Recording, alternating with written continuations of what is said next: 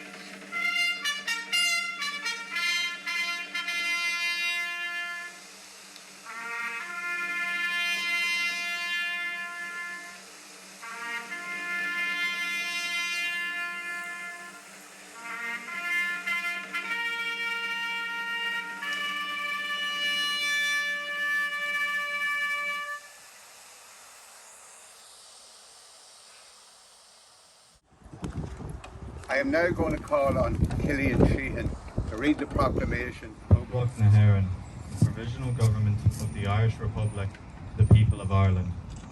Irish men and Irish women, in the name of God and of the dead generations from which she receives her whole tradition of nationhood, Ireland, through us, summons to her children to her flag and strikes for her freedom. Having organised and trained her manhood through her secret revolutionary organisation, the Irish Republican Brotherhood, and through her open military paramilitary organisations, the Irish Volunteers and the Irish Citizen Army. Having patiently perfected her discipline, having resolutely waited for the right moment to reveal itself, she now seizes that moment, and supported by her exiled children in America and by gallant allies in Europe, but relying in the first on her own strength, she strikes in full confidence of victory. We declare the right of the people of Ireland to the ownership of Ireland and to the unfettered control of Irish destinies, to be sovereign and indefeasible. The long usurpation of that right by a foreign people and government has not extinguished the right, nor can it ever be extinguished, except by the destruction of the Irish people. In every generation, the Irish people have asserted their right to national freedom and sovereignty. 6 times during the past 300 years, they have asserted it in arms. Standing on that fundamental right, and again asserting it in arms in the face of the world, we hereby proclaim the Irish Republic as a sovereign, independent state, and we pledge our lives and the lives of our comrades in arms to the cause of its freedom, of its welfare, and of its exaltation among the nations. The Irish Republic is entitled to, and hereby proclaims, the allegiance of every Irishman and Irishwoman. The Republic guarantees the religious and civil liberty, equal rights, and equal opportunities to all its citizens, and declares its resolve to pursue the happiness and prosperity of the whole nation and of all its parts, cherishing all of the children of the nation equally and oblivious of the differences carefully fostered by an alien government which have divided a minority from the majority in the past. Until our arms have brought the opportune moment for the establishment of a permanent national government, representative of the whole people of Ireland and elected by the suffrages of all her men and women, the provisional government hereby constituted will administer the civil and military affairs of the Republic in trust for the people. We place the cause of the Irish Republic under the protection of the Most High God, whose blessing we invoke upon our arms, and we pray that no one who serves that cause will dishonour it by cowardice, inhumanity, or rapine. In this supreme hour, the Irish nation must, by its valour and discipline, and by the readiness of its children to sacrifice themselves for the common good, prove itself worthy of the august destiny to which it is called. Signed on behalf of the Provisional Government, Thomas J. Clark, Sean McDermott, P.H. Pearce, James Conley, Thomas McDonough, Eamon Cant, and Joseph Plunkett.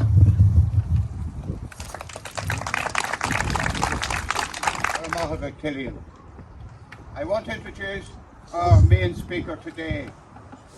He is one of our TDs for Louth. He's been an activist for as long as I can remember and works tirelessly for the party and for Louth. As we move into the last quarter of this government's term in office, he has been appointed Sinn Féin spokesperson on European affairs, having previously held the communication and broadband portfolio. I am proud to call him my friend, my comrade, Rory O'Murrocha, TD. Gurmaiga Pierce, Gurmaiga Killian, the Fáilte Rúh Galéir Gajian Relic Shaw, Áchon Specialta Focunya Public Tony, and August Tomajig Genev Kivnakan in you, Iriamach Nakoska, August Eachin at Ridge, August Eachin a Furboss, our son Saoirse na Heran. Like many Republicans across Ireland over the last number of days and today and into next week, we will be remembering those that made the ultimate sacrifice in the struggle for Irish freedom. We remember those who fought in 1916, and in fairness to Killian, he read out and gave some context in relation to the Proclamation. The Proclamation is still what we need to deliver. It is what the Irish people have not had. We talk about 100 years ago, and in this graveyard we have celebrated, or we have remembered those that were cruelly executed by a counter-revolutionary Free State regime. We remember, and in this graveyard we remember, as we did yesterday, the Waters brothers. We also remember Halpin and Moran, who died in Drogheda, Tierney and O'Carroll, who were also killed by British state forces in RD. And we remember the many who died in the Tan War and the many who paid the price during the Civil War. We remember Sylvester Heaney, Thomas McKeown, John McNulty, Thomas Murray, James Melia, Thomas Lennon and Joseph Ferguson. Sylvester Heaney was executed in Portobello Barracks, and the other 6 were executed in Dundalk between the old jail and Aiken, what is now known as Aiken Barracks. Obviously, we commemorated these people and we remember the huge sacrifice that was paid, and where this state lost its legitimacy for a huge amount of people, and particularly for Irish Republicans. Every year when we're here, we remember the Republican struggle against imperialism. We remember our national liberation struggle, but we also remember those engaged in national liberation struggles throughout the world. And I think it goes without saying that we need to send our solidarity, particularly to the Palestinian people and the particular oppression that they are under an absolutely brutal right-wing Israeli government. And all I can say is that Sinn Féin is absolutely committed to that solidarity to the Palestinian people. That is something that we will maintain as we become part of the government for change that people demand. 25 years ago, we remember the Good Friday Agreement. And obviously that is a point in time when Republicans showed huge courage. And it was a daunting time for Republicans. We knew we could never trust the British government. We knew that unionists weren't exactly head over heels in relation to the necessary moves towards sharing power. And we as Republicans saw this as a means of a roadmap of delivering on Irish unity. And I think that we are now in a place, because of that, because of the courage of Republican leaders such as Gerry Adams and Martin McGuinness, and I have absolutely no doubt that we will follow through on that, and that the leadership of Mary Lou McDonald and Michelle O'Neill, and particularly if Michelle O'Neill is given the opportunity to be a First Minister for all, and that is what is demanded. We certainly need to see a considerable amount more leadership, particularly from unionism. We need to see what we saw 25 years ago with the Good Friday Agreement. There is an opportunity now to deliver for people. We all know the issues people are dealing with. We need the DUP to join the rest of us to form a government in the north that can deliver for people. While we know the issue in the south, we all know what Fianna Fáil and Fine Gael and the Greens did back in 2020. Fianna Fáil and Fine Gael ensured that they maintained their control over this state that they have seen as absolutely theirs and no one else's. But they were able to hold back change at that particular time. They will not be able to hold it back forever. And the one thing that Sinn Féin is promising is that we will be putting in front of the people a sufficient amount of candidates in the next general election to deliver a government of change, to deliver a government for the people. Because that is what we haven't had at any point in our time before. Look, we could talk about the many crises that exist. We can talk about the crisis that exists in the health service. We can talk about the cost of living crisis. We can talk about the housing crisis. And the fact is, there has been an abject failure by many governments in Dublin to deliver for the people, and that is unacceptable to the people. We have seen that people know that there is a change. People know they want a change, and people are looking for a government of change. So I think it's been said before, myself as the second best Sinn Féin TD in County Louth, alongside my comrades, will only be too delighted to play whatever part I can in delivering a government of change, a government that delivers for people. Not what we've had, not the government of hospital trolley crisis, not the government of removing an eviction ban before they have any solutions in play. And we all know the issues that we're dealing with at this point in time. I know that many of our elected reps, I can see councillors and I know myself and Imelda are constantly dealing with these particular issues of people who are under severe pressure, and all we can say is we're dealing with a government that doesn't have their back. So what we need is a government that will have their back. But let's be clear, we are here to remember our Republican dead. We are also here to rededicate ourselves to the Republican struggle, and that Republican struggle is about delivering on the principles and the objectives of republicanism. It's about us delivering on a government of an Irish proclamation. It's about delivering on Irish unity. We all accept that what we need now is an Irish government that will have a citizens' assembly, that will allow people to have their say, that will allow people to talk about the sort of new Ireland that we want to see, that delivers for all our people. And then beyond that, we will need to see a referendum date, and we will need to make sure that not only the planning is done, but that we lift our game and that we deliver victory there, because that is the only fitting memorial that we can provide for those people who have made the ultimate sacrifice. So that's what we're promising: a government of change, a changed Ireland, and delivering a 32-county democratic republic that delivers for all the people. That's what our patriot dead demand from their graves, and that's what we must deliver. Ariling Lakela, Guramaigov Galer.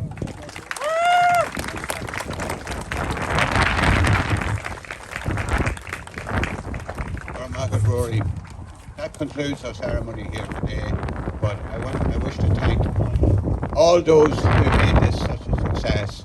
I'd like to thank the Colour Party, those who placed banners round the town, the tricolours, tremendous bit of work, and I'd like to thank Rory, I know he's rushing off, and also Killian.